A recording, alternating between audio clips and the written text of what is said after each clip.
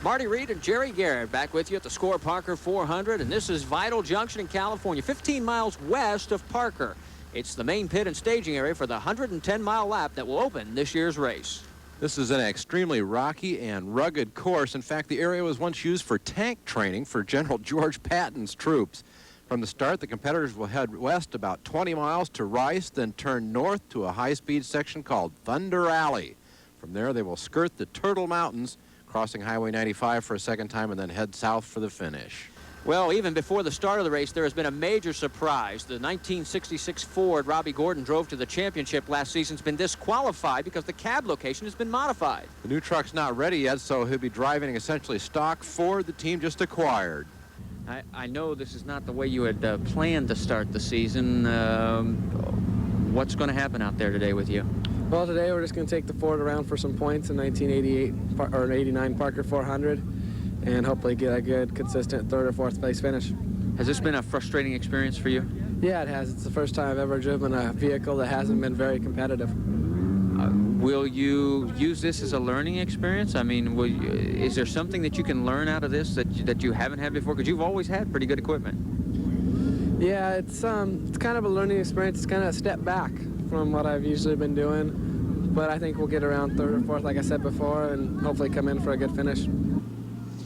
Well, that's official starter George Anderson watching the field. Get ready to start this race.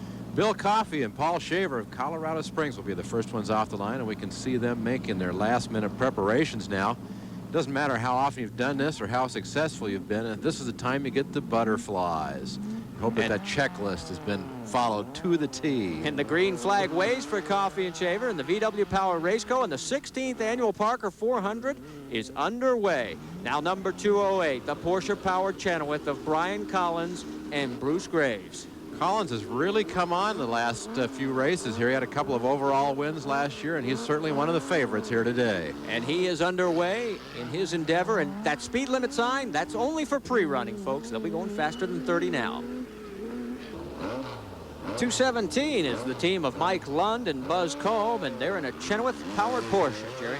And we should see them running up front today. They're very competitive. Now here's the defending class champion, Bob Gordon, in a Chevrolet-powered Chenoweth, and he'll be sharing the ride today with Frank Archero Jr.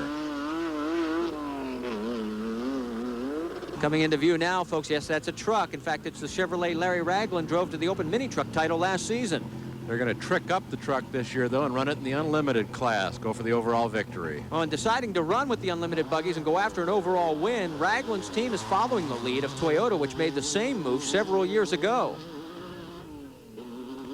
This year, though, Toyota has one of the most radical trucks you'll ever see, and Ivan Stewart, who drives it, is with Marty now. Well, we ran it late yesterday doing some more testing with it, but we got the bugs worked out of it, Marty. I think, you know, the more we run it, the better it's getting, so hopefully get in the winner's circle today. What about strategy for this event? Run hard like we always do. We're going to have to. The guys are too good. You just can't pace anymore. Got to run flat out. Now, first off the line in the unlimited single-seat class is defending champion Mark McMillan, and that's a brand new Porsche-powered buggy. And here's the Toyota we told you about, mid-engine entry that looks more like one of the factory's GTO or GTP cars than a truck. Team leader Cal Wells incorporated a lot of technology from road racing in the design. And boy, does it sound like it's got some power. Brian Collins starting to move through the traffic already as we go out on course for the first time in the unlimited classes. The teams can do almost anything they choose in these classes in terms of engine, suspension, and so forth.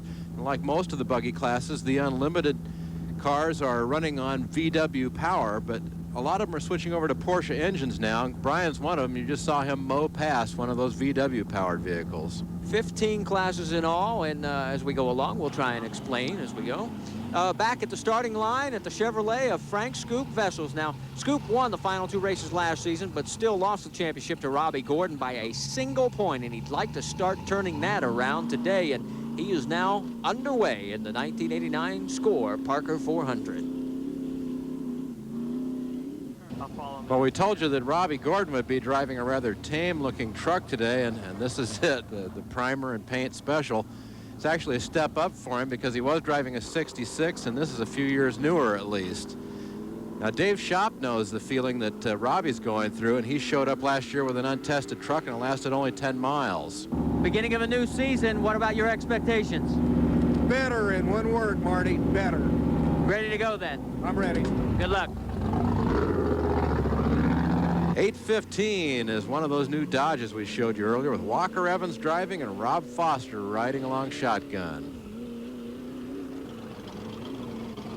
And coming up right behind, 817, Dave Shop, who we just heard from, with son Brant riding along. And they are underway, and boy, that is a beautiful paint scheme on that truck, and they kept that the same. A lot of the teams have changed, but that was successful for them. Now we're out on course, and thanks to some of the rain, you'll notice during the week, the dust really doesn't figure to be too much of a problem as it usually is, but the layers of silt have eroded. The rocks have grown a little bit in size, and that could put a premium on tires. Well, there's Bob Gordon running along with Mike Lund, and Mike's running pretty fast, but you see how fast Bob's running, and he just gave a little love tap there to Mike to try and get him out of the way, and I guess there's going to be enough room for him to get around right here. 2 lanes to pass, and as he passes, we'll say that we'll be back with more of the Score Parker 400 right after this.